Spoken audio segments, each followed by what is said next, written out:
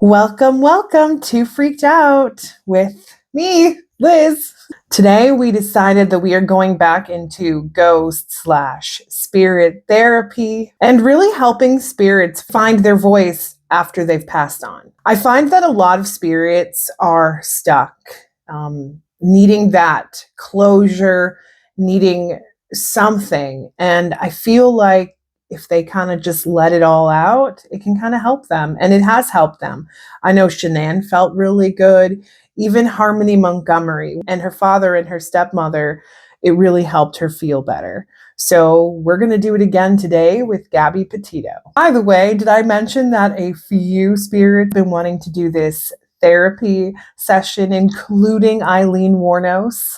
Doesn't surprise me though. And that's going to be something to come very soon. So just you wait. Honestly, guys, I am so excited to be here. We now have 3,357 subscribers.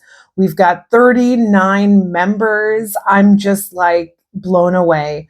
Thank you so much for your continued support. If you do want to sign up for our members only on YouTube, you can actually become a member right here on this page. If you have not listened to the Gabby Petito podcast episode, highly recommend doing so. I actually brought the audio over here. It's episode 103 if you're interested in listening.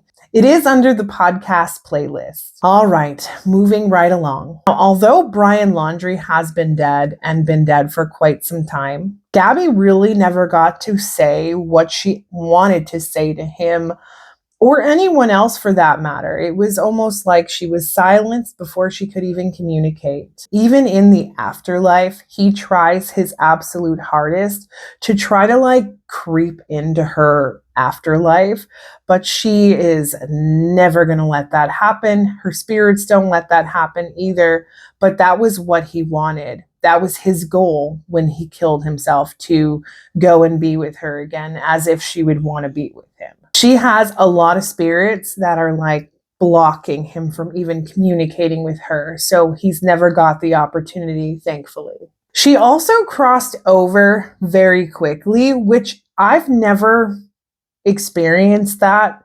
She's somebody who has crossed over, but comes back and stays back here in the middle ground because she still has some unsolved, unfinished business. So I think it was almost like she crossed over just to give that extra protection so that what happened to Brittany Murphy with her husband Simon doesn't happen to her. I think that's kind of the reason why it happened, but I didn't even know that was a possibility.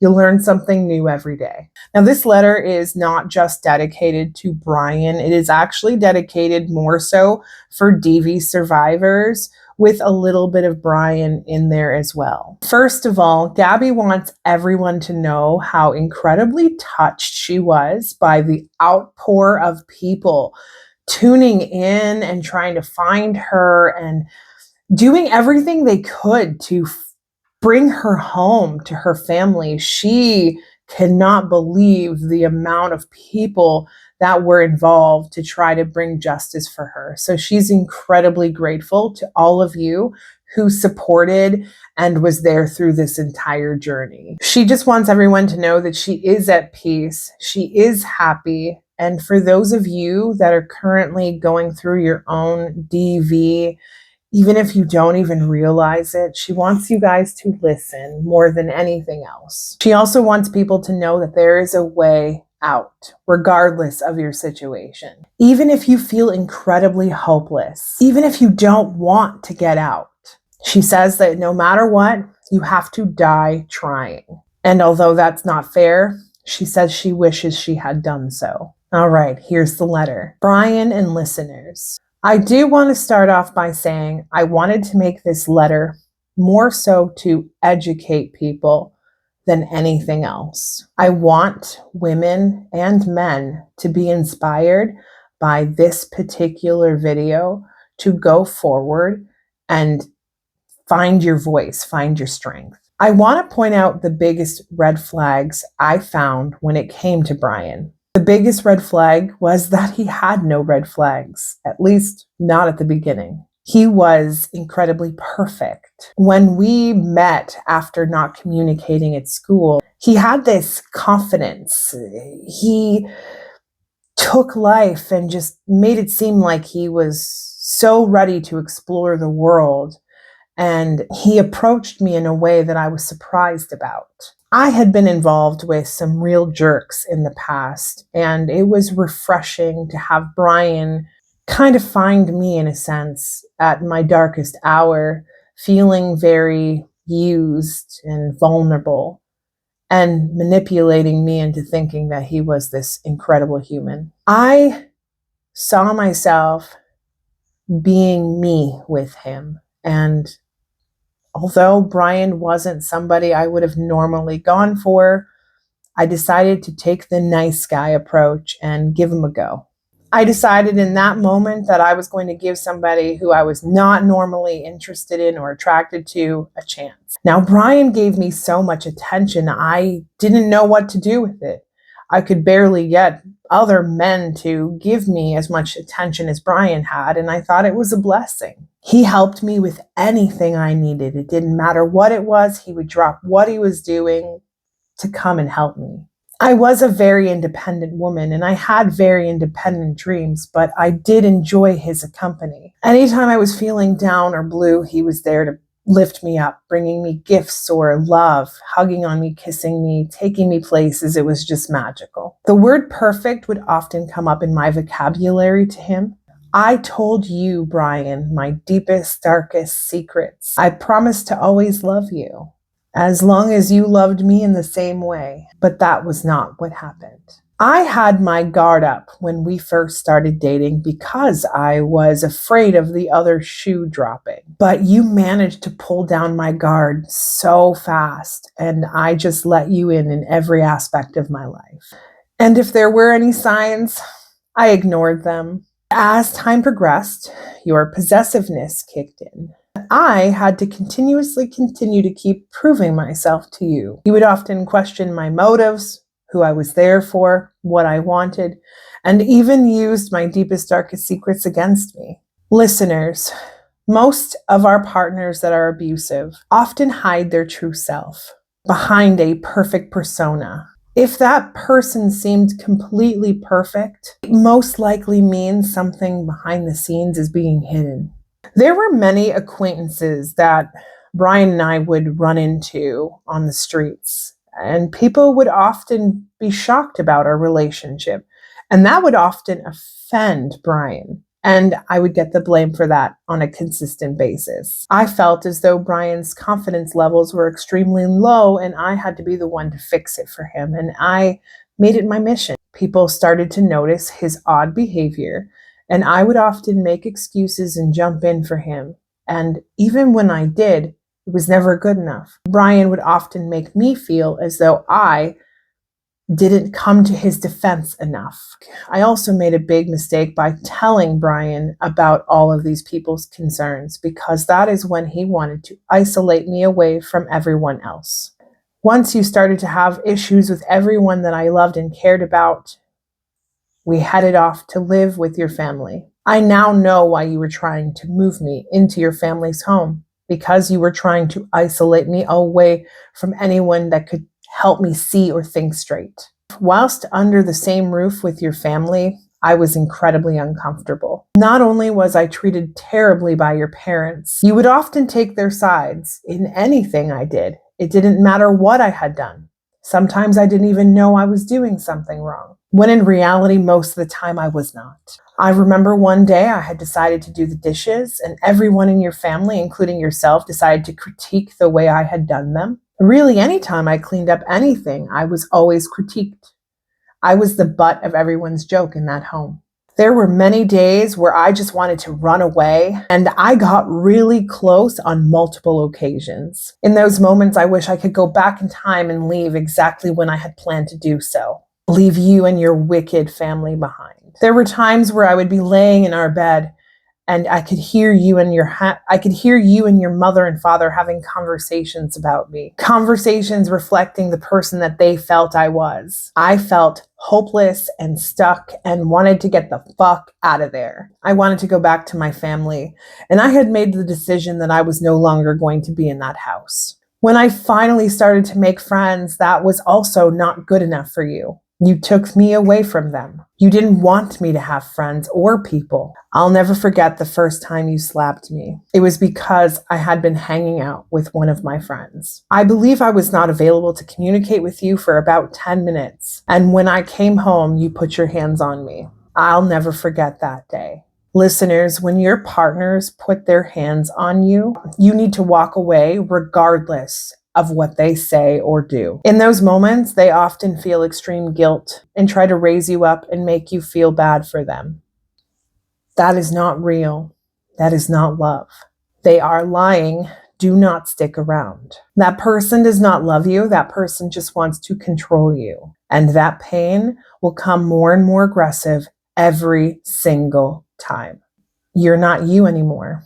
You become their property. Being his property was an extremely confusing time in my life. I knew I was in a bad situation, but I also knew that I loved this man. And although he might have treated me terribly and hit me, I felt like I owed him something. I owed myself something. I felt as though if I had given him all of my love, that it would make him into a better person. And that's exactly what I did. I was determined to make him the best version of himself, and I had no idea what I was losing in the process. I remember your parents often having conversations with you in front of me on how I wasn't good enough. Brian deserved to be with somebody who was more his pace or more their pace, not some bum working at fast food joints. They would call me ugly and fat. You didn't defend me. Your father would often say, "Keep her in line," which is probably another reason why your mother had such a stick up her ass. And instead of trying to help me, it just made your mother hate me more. Sometimes I would get more attention from your father than she would. But at times, Brian was often told to keep me in line.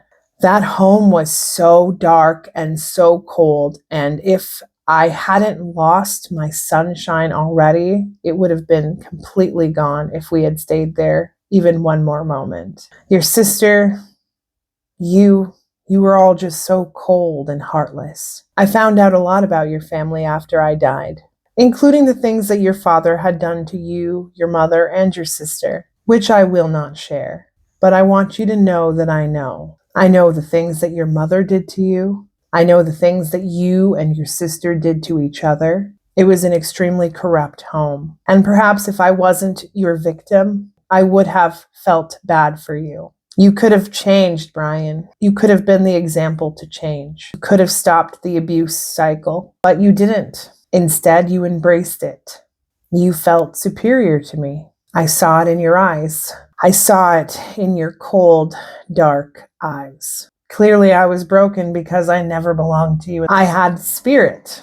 I had a life, and I did not go down without a fight. When you decided in that moment to lie to the police officer that it was my fault, after we finally met up again, you decided to tell me that if we were ever involved with anything else cop-related, that you would kill me. In that moment, I knew what I had to do. I had to run the fuck out of there. Every moment I had a chance, I tried to run from him. And listeners, you need to hear this. Never stop trying to get away from them. Understand that even in those kinder moments, it's a trap. I fell for it over and over and over again. I'm making myself sick thinking about it. Why? Why did I do it? Why was I so desperate for love? He was not capable of love. I made another mistake. In the process of trying to escape him twice, I was not able to get away. The third time, I decided that I was going to tell him I was leaving. I should have just gotten my shit and got the fuck out of there when he fell asleep. You'll be proud of me, everybody. I fought him right to the very end. I told him to take his hands off me. I scratched his face. I threw rocks at him. I threw sand in his face. I even kicked him in the balls. I told him I hated him. I told him I would never forgive him. I told him that I never loved him. And I remember telling him, begging him to kill me, because I'd rather be dead than be with him for one moment. In that moment, when you realized you had killed me, your ego got in the way, as it always did. The good part of you, which would be very slim, felt terrible. You were so angry at me for you killing me that you started to kick me and hit me and try to bring me back to life. You screamed at me to wake up, and there was no sound. Do not allow your situation to get to the place that mine did. We do not want to see you on the 6 o'clock news. My friends would often question, my family would often question, and I always felt like they were attacking my relationship, but in reality, that was not the case. They were just trying to help me because they loved me. People who love you will try to have those tough conversations with you.